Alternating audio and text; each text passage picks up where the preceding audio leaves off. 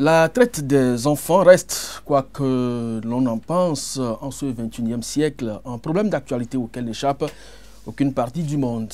Depuis plusieurs décennies, le Gabon, le Nigeria et le Congo sont la destination finale d'enfants originaires des pays de l'Afrique de l'Ouest, promis donc à des exploitations domestiques et économiques. Quels sont les fondements de ce trafic? Quels sont les enjeux qui sous-tendent son intensification? Quelles stratégies les principaux États concernés, à savoir le Bénin, le Togo et dans une certaine mesure le Gabon, lui opposent-ils? Les réponses à ces différentes interrogations et beaucoup d'autres forment l'ossature de cette émission Afrique, état des lieux de la lutte contre la traite transfrontalière des enfants. C'est bien sûr le thème de cette émission, angle de vue. Au cours de cette émission, donc, nous aurons donc à discuter avec deux personnalités averties de cette question. Bruno Berento, il est bien sûr le directeur de la famille, de l'enfance et de l'adolescence au ministère de la Famille du Bénin. Bonjour et merci d'être sur ce plateau. Bonjour monsieur le journaliste, merci de nous inviter à discuter de cette problématique qui nous touche beaucoup à cœur. C'est un plaisir pour nous de vous avoir reçu. En face de vous, c'est Nassirou Afagnon, le représentant pays de l'Organisation internationale pour les migrations. Monsieur Afagnon, bonjour. Bonjour monsieur Ametono, merci pour votre invitation. C'est plutôt moi qui vous remercie. À en juger par le nombre de pays impliqués, le trafic ou la traite des enfants, puisque c'est de ça qu'il s'agit beaucoup plus, la traite des enfants est indiscutablement un phénomène largement répandu en Afrique de l'Ouest. Quelle est la situation actuelle au Bénin, M. Brendo? La situation de la traite au Bénin actuellement, c'est déjà la situation que nous lui connaissions depuis quelques années, au moment où notre pays a été carrément stigmatisé comme plateforme de la traite dans la sous-région. C'est la situation d'enfants qui nous reviennent presque tous les week-ends du Nigeria, quelquefois du Gabon, et qui montre que c'est un phénomène insidieux.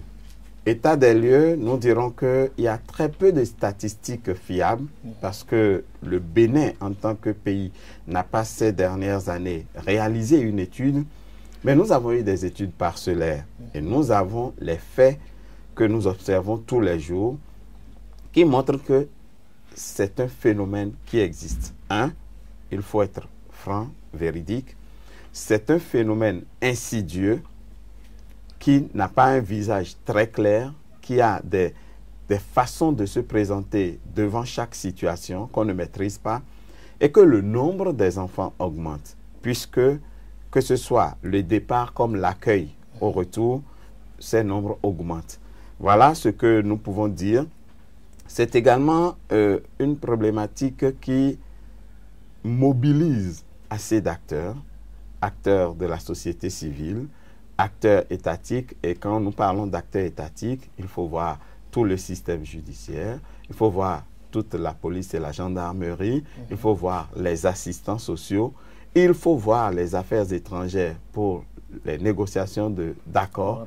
C'est pour montrer que c'est un sujet suffisamment préoccupant et c'est pour ça qu'on continue de vous remercier de vous intéresser à cela avec nous. Justement, nous nous intéressons, et ce n'est pas seulement la presse, il y a aussi l'Organisation internationale pour les migrations qui s'intéresse également à la question. Et c'est pour cela que M. Afagnon est également dans ce studio. Qu'est-ce qui, selon vous, peut expliquer cette pratique insidieuse?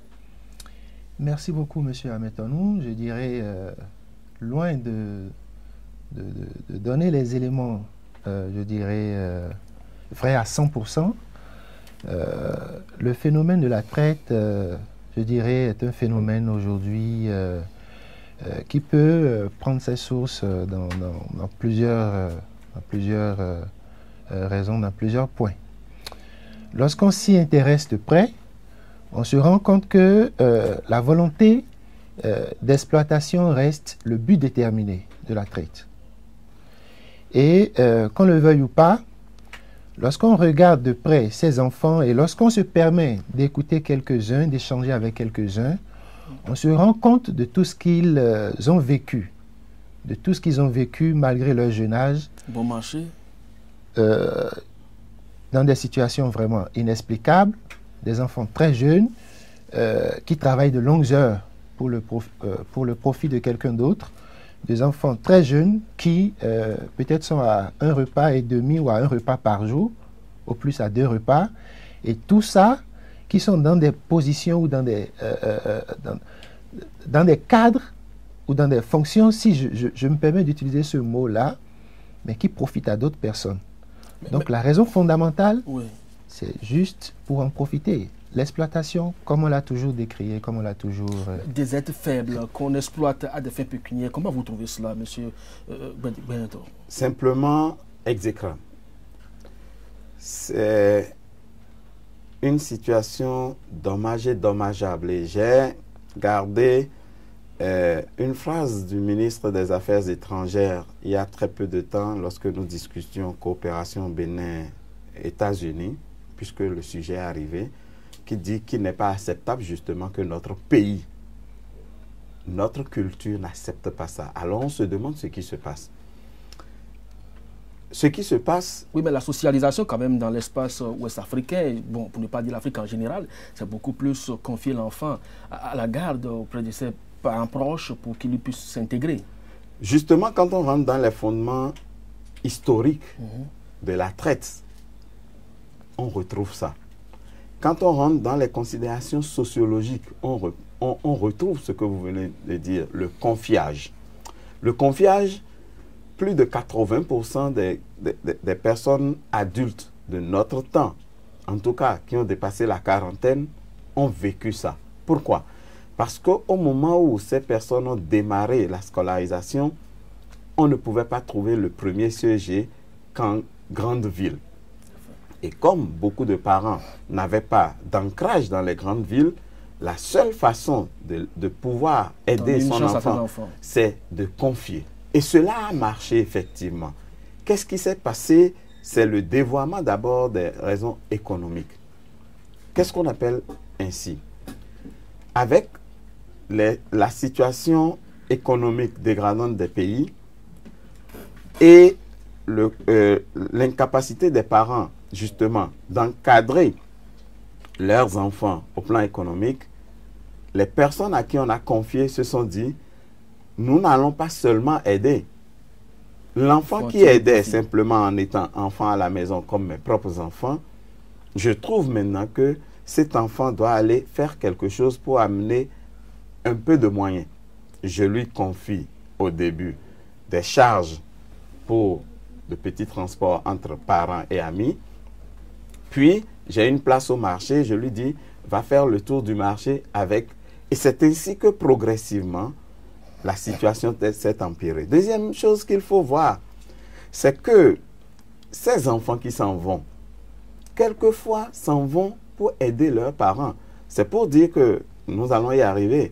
La traite, l'intention de départ peut ne pas être, comme il l'a dit, la traite au premier chef, sauf quand c'est dans le cadre des trafiquants qui sont en réseau, qui ont des filières. Mais un enfant aussi peut partir vers un parent qui se trouve au Nigeria pour des opportunités économiques pendant des vacances, et puis cela se transforme en traite. Parce que la personne qui accueille transforme cet être fragile dont vous venez de parler en un objet économique. Donc, quand on regarde les fondements sociaux et culturels, et qu'on voit maintenant à l'arrivée ce que cela est devenu, on retrouve sur le segment la mauvaise foi, les problèmes économiques, donc qui sont aujourd'hui des problèmes mondiaux, comment je vais dire, le recul de la notion de protection. Parce que c'est ça qui est dommage. Un enfant, dans toutes les cultures de notre pays, est considéré comme un être fragile. Il faut protéger. Et la dichotomie se trouve là. Comment l'être reconnu par tout le monde comme fragile devient objet économique à exploiter. Alors, M. Alphayon, le Bénin et le Togo sont spécifiquement les pays réputés dans l'espace ouest africain, même si dans une certaine mesure le Burkina Faso intervient, mais c'est très peu quand même. Mais pourquoi ces deux pays spécifiquement? Alors, je pense que, comme l'a dit M. Guerento, la source réside dans nos pratiques ou dans les pratiques social qui existait, le confiage. Comme il a su bien. Vous pensez que c'est seulement au Bénin et au Togo que le problème de confiage a eu lieu? Il ne faut pas perdre de vue que le Bénin et le Togo restent deux pays qui ont presque la même identité culturelle, qui ont presque les mêmes identités, je dirais, sociologiques. Ils se ressemblent très fortement. Du nord au sud, on retrouve pratiquement les mêmes ethnies de part et d'autre de la frontière. Donc il faut dire que ces mêmes habitudes retrouvées au Bénin sont totalement identiques au Togo. Et la similarité des cultures va jusque-là, malheureusement, aux similarités des bévues, si vous me permettez de m'exprimer ainsi. Parce que lorsque vous analysez vraiment, comme il a dit, de par le passé, le confiage, le phénomène du confiage a été un phénomène heureux qui a contribué au développement et à l'épanouissement de pas mal de personnes. Mais aujourd'hui, il y a une mutation progressive de ce phénomène de confiage qui est passé, comme on l'appelait, de confiage, aujourd'hui aux pires formes d'exploitation. Le Gabon a été choisi la plupart du temps comme le pays de destination de ces enfants qui sont partis pour de bonne foi, du moins avec l'accord de leurs parents, mais qui sont désormais exploités. Mais pourquoi ce pays?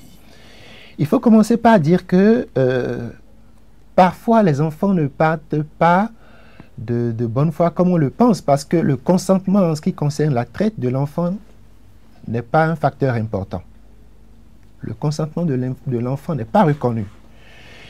Alors, si le Gabon se retrouve dans cette posture, il faut tout de suite faire le lien avec la diaspora de ces deux pays-là, que sont le Bénin et le Togo. C'est parce que le Bénin et le Togo ont une forte diaspora au Gabon que ces deux pays aujourd'hui se retrouvent comme des pays entre griffes où les enfants ou des pays dont les enfants nationaux sont majoritairement retrouvés en situation de traite au Gabon. Donc c'est un fait, c'est une situation qu'il faut associer à la forte présence de nos compatriotes béninois et togolais dans ce pays qui facilement sont prêts à en parler à un parent ici au pays. On connaît une famille qui a besoin d'un enfant pour les aider. On connaît une famille qui a besoin de quelqu'un pour aider à la maison. On connaît une famille. Donc voilà un peu comment le démarchage entre griffes se fait pour faciliter le départ des jeunes de nos pays vers le Gabon. Alors, M. Bento, là, M. Afagnon a commencé par lister un peu les pistes qui amènent ces enfants au Gabon. On vient démarcher ici. Mais les intermédiaires, ça se passe comment? Parce que vous êtes quand même à un niveau stratégique aujourd'hui, vous avez ces informations. Une telle émission ne peut pas ne pas toucher au réseautage des malfrats. C'est un réseau, sinon ce sont des réseaux. Il a commencé par dire que nous avons de la diaspora là-bas. Vous connaissez tous l'histoire du Gabon par rapport à nos pays. Il y a encore quelques années, c'est l'Eldorado, comme le pays d'à côté, le Nigeria, connu pour leur niveau économique. J'ai eu la chance de rencontrer une fille qu'on a amenée au Gabon. Qui a été exploitée. Au moment de partir, on lui a dit, tu n'as pas fini encore d'apprendre la coiffure, mais je suis sûr que si tu arrives là-bas maintenant, au niveau où tu te trouves, si tu fais une tresse, tu as au moins multiplié par 5 ce que tu as à Cotonou, niveau économique. Et on miroite cela. On miroite à des personnes fragilisées économiquement. N'oubliez pas que nous insistons dessus. Tu es à la maison avec ta fille, difficile de la nourrir, difficile de payer son contrat. On vient dire un jour, cette fille qui n'a pas encore terminé son apprentissage ici, peut déjà être un acteur économique plein à Libreville. Première tentation. Deuxième tentation, on dit, rassurez-vous, là-bas, elle ne paiera ni le logement, on va s'occuper de sa nourriture, tu penses que c'est bon. Donc là, les deux sont trompés, parents et enfants. Mais il y a des parents au Bénin, quand on finit de faire les enquêtes, qui sont complices des réseaux. Fatigués simplement, inconscients, on ne veut plus s'occuper des enfants, on les laisse partir. Mais je vais ajouter autre chose. Quand vous êtes à Cotonou, vous avez envie de connaître le Nigeria. Vous pensez que là-bas, il y a quelque chose de plus grand. Parce que c'est ainsi qu'on parle du Nigeria chez nous. C'est ainsi qu'on parle du Gabon chez nous. C'est ainsi qu'on parle du Cameroun chez nous. Donc, il y a de ces villes d'attraction. Et le goût de l'aventure mêlé au fait que, vous savez, hein, les peuples Yoruba de chez nous sont connus comme des commerçants. Ils sont partout dans le monde. Donc, tout cela convergé, les réseaux en profitent. Alors, vous avez parlé de réseaux. C'est des personnes en général qui ont vécu dans les pays, qui maîtrisent le circuit pour y aller, normalement ou anormalement, qui créent des liens avec quelquefois des fonctionnaires dans les pays, parce que c'est des couloirs, quelquefois les enfants s'en vont à travers nos frontières. C'est lorsqu'ils sont coincés qu'ils empruntent les voies qui davantage sont dangereux pour les enfants. Parce que quand vous mettez des enfants dans une barque motorisée sur un océan entre 22 h du matin et 5 h du matin parce que vous voulez éviter les contrôles, vous mettez la vie de toutes ces personnes-là en danger parce que vous roulez quelquefois sans lumière, à une grande vitesse. Vous ne savez pas qui vous rencontrez. Est-ce que ce sont d'autres malfrats qui attendent de piller? Est-ce que c'est un autre bateau commercial qui est en train de passer? Donc, ils mettent la vie de tout le monde en danger quand ils veulent éviter les frontières, les voies normales. Et donc, le réseau commence dans le pays et à plusieurs niveaux.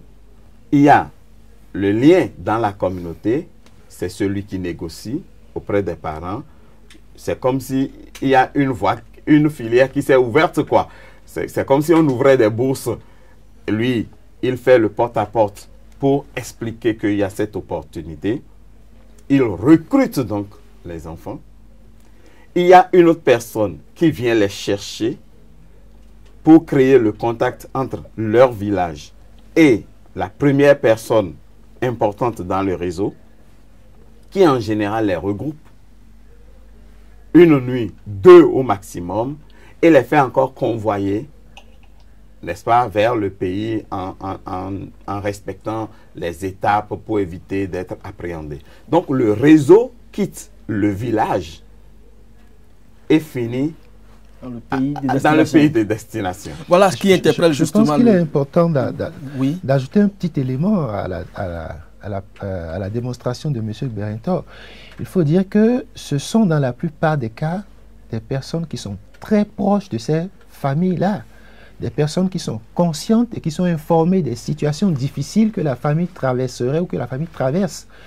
Donc, c'est un phénomène qui vient ou qui prend corps sans que, dans la plupart des cas, certains ne s'en rendent pas compte. Mais que fait alors l'OIM dans ce cadre? Alors, vous savez, là, ça vous intéresse lorsqu'on fait traverser l'océan avec des enfants, c'est quand même de l'immigration. Totalement d'accord avec vous. En tant qu'organisation internationale, nous nous positionnons, je dirais, en appui au gouvernement. Il faut, par rapport à la situation qui est, je dirais d'abord, un constat, comme l'a dit M. Berentor, il faut prendre conscience de la situation, donc il faut noter, je dirais, les différentes situations. Il faut noter, je dirais, la croissance des flux, tant à l'année qu'au départ, qu'au retour, par exemple.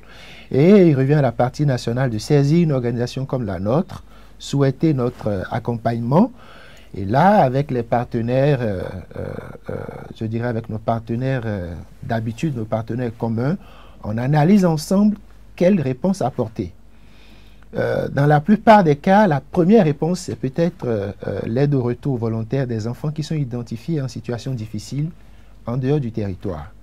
Mais derrière, nous apportons aussi, je dirais, d'autres appuis en termes de renforcement de capacité. Bon, on va revenir tout à l'heure aux attributions de l'OIM, surtout dans les pays où l'organisation se sent représentée. Monsieur Berentor, est-ce que vous pensez aussi que des enfants, pour ce qu'on aurait appris, participent également à de ces pratiques sacrificielles dans ces États? Alors, il faut comprendre que lorsqu'un enfant prend la route pour cette aventure, et c'est pourquoi nous distinguons aujourd'hui au cœur de toute la migration les situations de traite de simples situations de mobilité. Un enfant peut quitter son pays et aller dans un autre pays. Libre circulation oblige. La Convention des droits de l'enfant l'y autorise.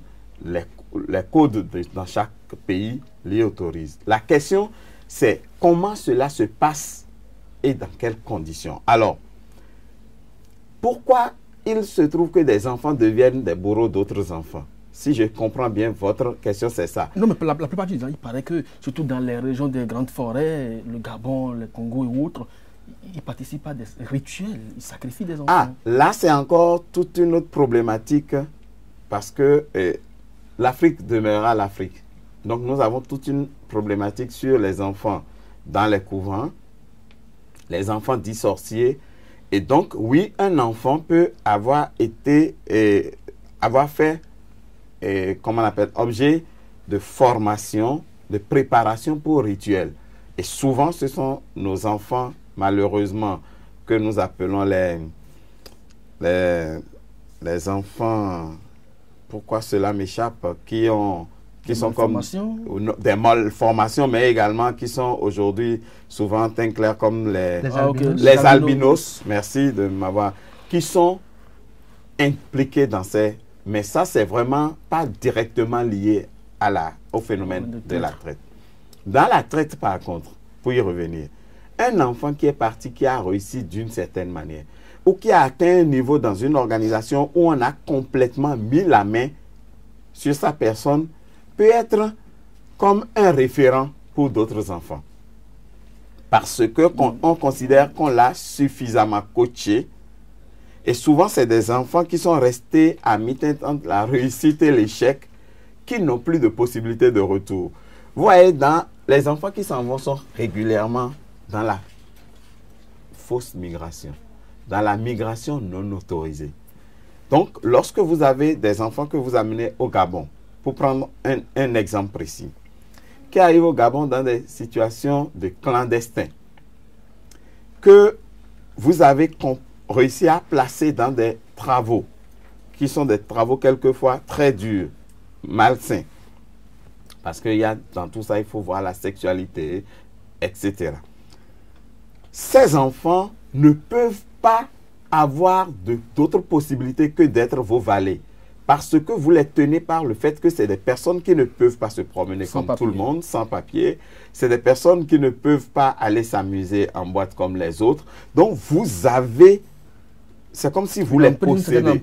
Vous avez une emprise. Ouais, et quand l'enfant a atteint un niveau dans cette programmation qu'on fait de son être, il peut devenir un instrument contre les autres enfants parce que c'est peut-être lui qui va faire une opération, qui va placer quelqu'un, qui va s'assurer que quelqu'un ne fuit pas, etc. Donc, vous voyez, ça fait la deuxième victimisation, d'accord? Il est déjà enfant victime de trafic. Mais on le victimise parce qu'on le transforme encore en bourreau. Donc, c'est une double victimisation. Et effectivement, dans cette situation de très mauvais goût, des enfants se retrouvent être dans cette posture. Alors, et là, vous avez commencé par dire tout à l'heure au cours de cette émission que, en lien avec les États-Unis, vous avez des stratégies aujourd'hui pour lutter non seulement contre le phénomène, mais permettre également à ces enfants identifiés dans ces différents pays de pouvoir regagner le bercail. Et l'OIM également travaille à ce niveau-là. Quelles sont les stratégies à votre niveau que vous développez pour permettre à ces enfants de retourner au pays? Alors, il faut dire que isolément, l'Organisation internationale pour les migrations ne fait rien à elle seule. Alors, que ce soit tant dans les pays de départ que dans les pays d'arrivée, nous travaillons étroitement avec la partie nationale et les acteurs de la société civile. Alors, pour le cas concret des enfants béninois au Gabon, béninois et togolais par exemple au Gabon, nous nous appuyons sur place au Gabon sur la collaboration des acteurs nationaux là-bas réunis au sein de la plateforme ou du Comité national de lutte contre la traite. Et en plus, sur des acteurs sociaux, tout de suite, c'est l'ONG Arc-en-Ciel qui me vient à l'idée, mais je sais qu'il y en a plus, qui sont des structures de la société civile qui travaillent déjà dans l'identification et dans la réponse urgente aux besoins des enfants identifiés en situation difficile. Donc déjà, à un premier niveau, il y a déjà des acteurs qui travaillent et c'est à la suite des initiatives ou des actions de ces acteurs-là que l'OIM est sollicité et on vient en appui. On vient en appui en analysant la situation, en nous référant bien sûr à la partie nationale dans les pays d'origine pour dire voilà, nous avons été saisis de telle situation. Et dans la plupart des cas, la partie nationale aussi a l'information. Donc ensemble, nous évaluons, je dirais, qu'est-ce qui est faisable et qu'est-ce qui doit être fait.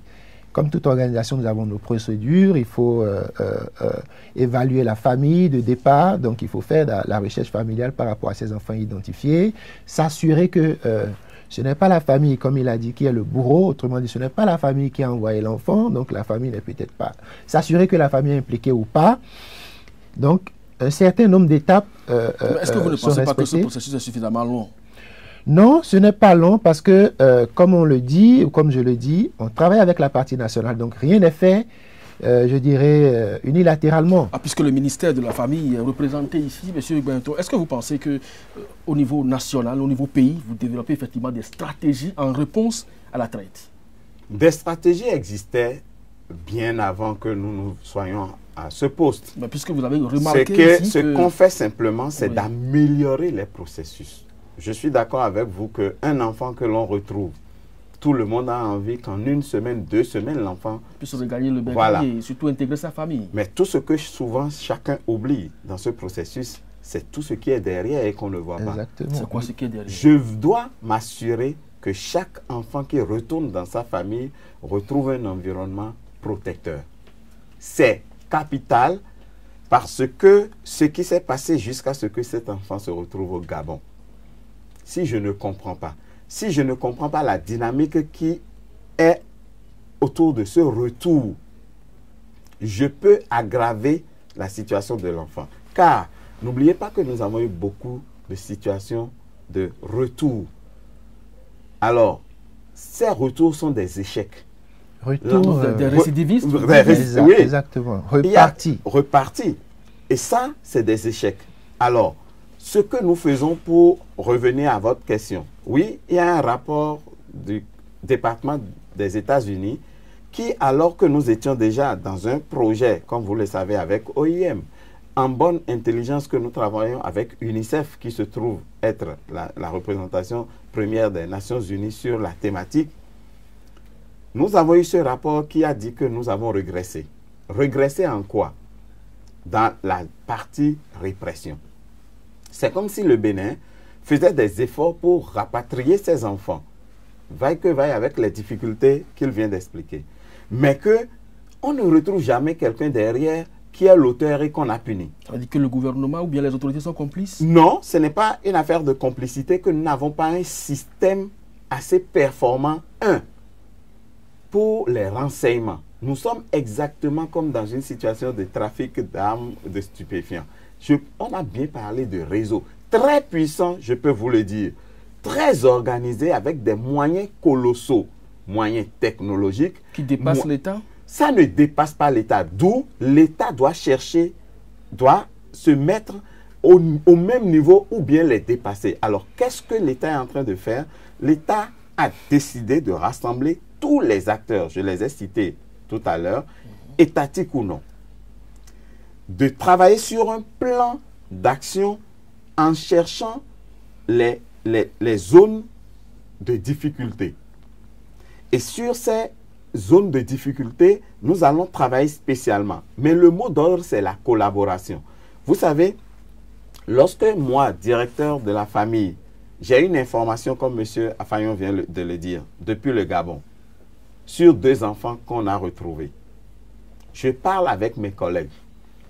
Je parle ensuite avec ma collègue qui est de l'OCPM, qui est la structure de la police, qui est l'interface aujourd'hui entre le service social et la justice, et donc qui est comme un hub. elle doit prendre contact avec ses collègues du Gabon. Et ensuite, il faut rechercher à faire venir l'enfant, c'est mon rôle, protection, mais il faut rechercher les contrevenants. C'est son rôle avec la justice. C'est là qu'il faut chercher le système pour que ce soit d'abord fluide, rapide et performant. Mais tout ce que vous avez énuméré là, où se trouve véritablement le problème aujourd'hui? Le problème se trouve qu'aujourd'hui, chacun travaille comme de façon isolée. Il n'y a pas une coordination. Que la coordination n'est pas suffisante. Ce qui fait que sur un enfant, les postes de décision sont éparpillés. Donc la question, le Bénin est en train de signer des accords de collaboration avec certains pays. Nous en avons avec le Nigeria. Nous y travaillons. Hier encore, j'ai discuté de ça pour le Gabon. Et il faut que ces accords-là soient mis en œuvre à travers des systèmes des deux côtés assez fluides et des systèmes assez performants. Et c'est ce que l'État est en train de rechercher. Sinon, il y a des processus. Quand l'enfant vient ici, on recherche ses parents. C'est notre côté. Ensuite, on remet à la police qui voit si on peut retrouver les... Tout ça est difficile parce que nous n'avons pas encore un bon ancrage. Et aujourd'hui, le gouvernement a dit, je vous demande de me sortir des propositions. Et nous y sommes. Hier, il y a eu encore le travail du comité. Et bientôt, le gouvernement va recevoir un document qu'il va analyser. Et dès qu'on nous autorise de passer à une nouvelle étape, nous avons eu des rencontres avec d'autres pays qui montrent que des choses sont faisables. Nous allons mettre tout ça, intégrer tout ça avec l'appui encore de l'OIM sur ce projet qui forme nos agents. Il y a eu 2 grandes formations il y a très peu de temps d'agents de terrain pour savoir identifier les enfants, pour les accompagner. Il faut au Bénin que nous apprenions à parler avec l'enfant victime parce que ce n'est pas n'importe quelle personne. Hein. Je peux vous dire que mes collègues peuvent mettre quelquefois 2 semaines pour obtenir juste un élément qui va permettre de faire évoluer l'enquête. L'enfant est revenu, mais l'enfant n'est pas encore tranquille. L'enfant pense toujours qu'il y a une ombre derrière, qui l'écoute, qui l'épie, qui peut réagir à tout moment. Et donc, mettre en confiance, par exemple, un enfant. Donc, vous voulez dire que ces enfants déportés sont à la limite, traumatisés. Je pèse bien mes mots. Et ce n'est pas quelquefois en 2 semaines, 1 mois, qu'on réussit à les ramener à avoir la discussion suffisante pour avancer sur l'enquête, pour retourner à la maison. Il y a des enfants qui vont vous dire, moi, je ne veux pas retourner à la maison. Alors, quand un enfant vous dit ça, ce n'est pas une question de 2 jours, on ne fait pas de miracle. Il faut bien comprendre le « je ne veux pas aller à la maison ». Est-ce que c'est la maison le problème? Est-ce que c'est depuis là-bas qu'on lui a dit le retour à la maison peut avoir telle conséquence? Donc, c'est des enfants complètement déstructurés. Il faut les ramener d'abord à la raison, ensuite discuter pour avoir des éléments, faire avancer votre enquête et préparer leur retour. Alors, Monsieur Afayon, à partir de ces éléments d'appréciation, quelle lecture faites-vous de ces réseaux? Puisqu'on dit que c'est des réseaux qui disposent de moyens tout aussi colossaux et même à la limite plus efficaces que l'État. Oui. Alors... Est-ce que l'OIM a aujourd'hui un moyen pour appuyer ces gouvernements au plan local pour que véritablement ces réseaux soient démantelés et qu'on en arrive véritablement à mettre fin à la traite des enfants? Monsieur Ametano, c'est une question, je dirais, très pointue. Alors, en tant qu'organisation, nous sommes disposés à accompagner l'État. Et je dirais qu'accompagner l'État pour nous, c'est passer par les renforcements de capacité. Oui, et justement, le projet de renforcement de capacité des gouvernements du Togo, du Bénin, afin de lutter contre la traite des enfants. Oui. C'est quoi le contenu de ce projet? Alors, il faut dire que ce projet va dans la droite ligne de ce que vous venez de dire à l'instant. Qu'est-ce qu'on fait pour accompagner l'État? Qu'est-ce qu'on fait pour répondre aux besoins de l'État? Alors, ce projet-là, en son contenu, nous avons mis, je dirais, 4 grandes catégories d'action. Une grosse première composante est focalisée sur le renforcement de capacité. Il y a eu, comme l'a dit M. Guérintor tout à l'heure, une formation de formateurs sur la traite qui avait réuni des officiers d'immigration et des personnels de la justice. Et ces formations-là ont été dupliquées. Donc aujourd'hui... Parce qu'ils ont exprimé vraiment le besoin, vous avez senti en eux? Oui, oui, le besoin était là et les évaluations post-formation l'ont prouvé. Aujourd'hui, nous pouvons dire que tous les tribunaux, que les acteurs ou les magistrats en charge des questions des mineurs de tous les tribunaux du Bénin sont mieux sensibilisés sur la thématique de la traite des enfants. Et à côté de ça, on peut aujourd'hui aussi dire que tous les postes frontières du Bénin, il y a eu au moins un OPJ de tous les postes frontières du Bénin qui ont été mieux sensibilisés, comme l'a dit M. Guérintor aujourd'hui, sur la question de la traite. Donc c'est déjà quelque chose qu'on fait. Ça, c'est la première composante. La seconde composante de ce projet-là, nous sommes allés, je dirais, dans ce qu'on appelle une réponse immédiate, même si elle n'est pas immédiate au claquement de doigts, mais la réponse immédiate à la situation des enfants détectés à l'étranger. Il faut les accompagner vers leur pays d'origine et il faut les accompagner maintenant pour une réinsertion. Pour une réinsertion dans leur pays, une réintégration, ça dépend. De toute façon, dans la seconde composante, on a ça. Donc, on ambitionne assister quelques enfants pour le retour et leur réinsertion. Une troisième composante, on l'a totalement focalisée sur la sensibilisation. Pourquoi la sensibilisation? Aujourd'hui, on a constaté que le Bénin dispose d'une loi sur les conditions de déplacement des mineurs. Vous voulez sensibiliser qui? L'État, les familles? Nous voulons sensibiliser, je dirais, beaucoup plus les familles, beaucoup plus les communautés. Parce qu'aujourd'hui, M. Guérintor est d'accord avec moi, nous avons identifié au niveau du Bénin des poches de départ, des zones de départ des enfants. Donc, à travers ce projet, nous ambitionnons des émissions radio en langue communautaire pour les informer sur les dispositions légales en termes de déplacement des enfants. Et le contenu de cette loi-là aussi a été partagé avec les officiers d'immigration qui étaient à la formation. Donc aujourd'hui, la sensibilisation, oui, pour les familles, oui, pour les communautés, mais oui aussi pour les officiers d'immigration qui sont aux postes frontières, qui voient les enfants passer, qui peut-être se disent que ce sont des enfants riverains ou que ce sont des enfants de la communauté. Mais aujourd'hui, on les appelle à mieux regarder ces flux-là d'enfants qui passent parce que, comme vous l'avez dit, hein, les réseaux sont très imaginatifs.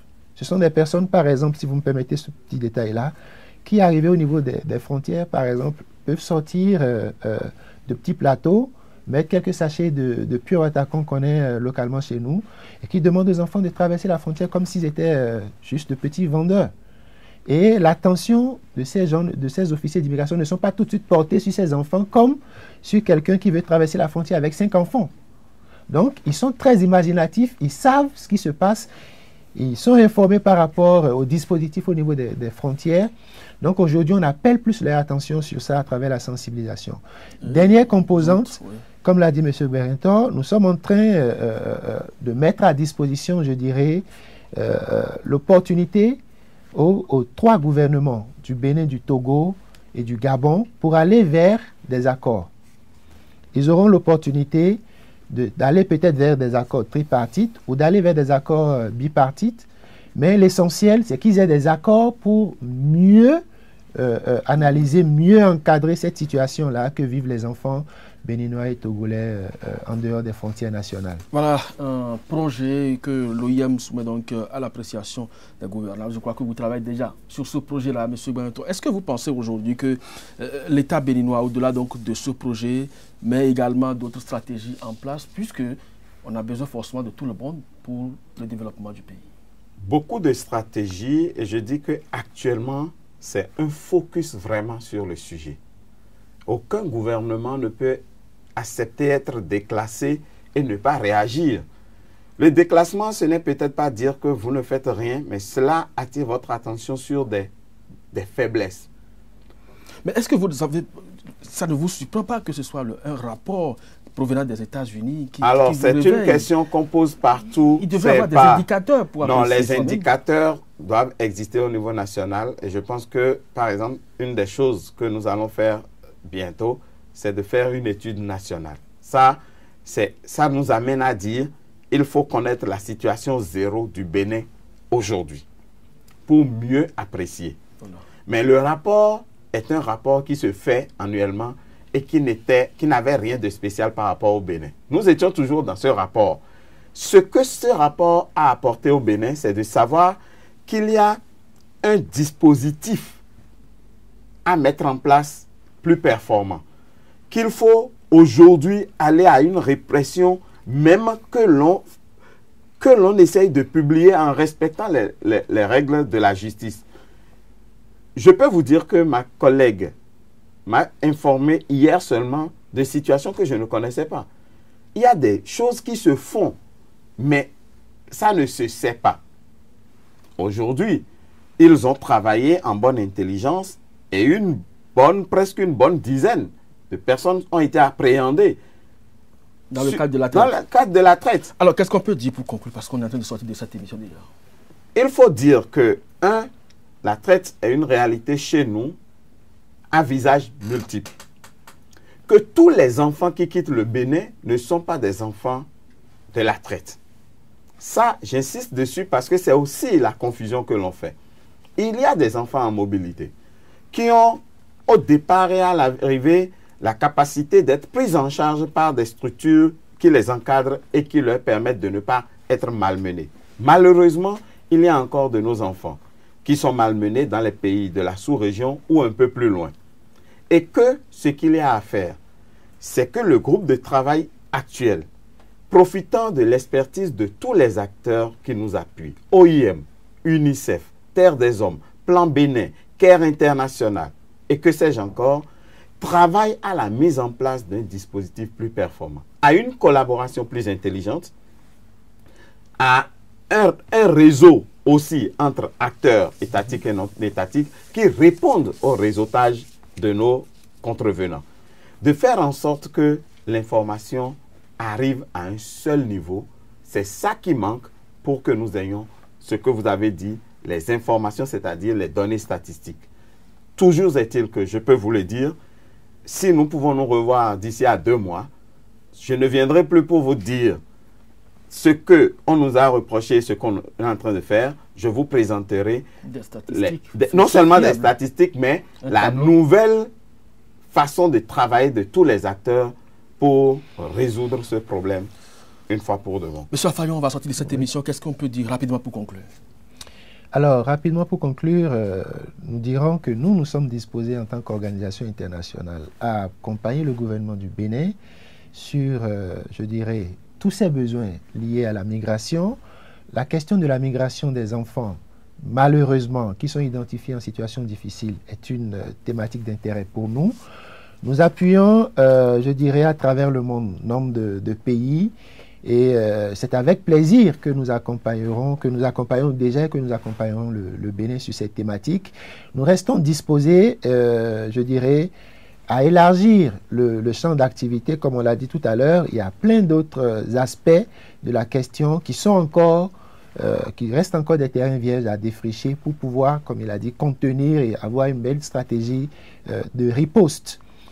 Cela semble initialement ou quand on s'y intéresse, cela semble très facile, mais je puis vous assurer que c'est une thématique d'intérêt, c'est un questionnement continu par rapport auquel pas seulement la partie nationale, comme il a dit, pas seulement l'Organisation internationale pour les migrations, mais tous les acteurs impliqués sur la thématique de la protection des enfants, tous les acteurs impliqués dans l'humanitaire peuvent quand même, ou sont invités à converger les efforts, à concentrer les efforts pour un meilleur avenir des enfants béninois et des enfants à travers le monde, pourquoi pas. On aurait pu arracher avec vous quelques mots sur l'immigration dans la Méditerranée, mais ce n'est que partie remise. On vous retrouvera très prochainement sur d'autres questions plus intéressantes, surtout dans le cadre de la migration ou de l'immigration.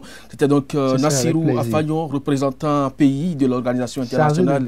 Chargé de bureau donc de l'Organisation internationale pour les migrations. Merci donc d'avoir répondu à notre invitation. Bruno Benton, vous êtes le directeur de la famille, de l'enfance et de l'adolescence au ministère des Affaires sociales. Je préfère résumer cela ainsi. Merci également également d'avoir partagé avec nous vos réflexions sur la traite des enfants en République du Bénin, et ceci en direction du Gabon. On vous retrouvera bientôt pour faire le bilan à mi-parcours, puisqu'il y a des travaux qui sont actuellement en cours. On va évaluer tout cela. Mesdames, Messieurs, chantier. Ce sera donc tout pour votre émission Angle de vue. C'était donc sur SICA. Agréable suite de programme et à très bientôt.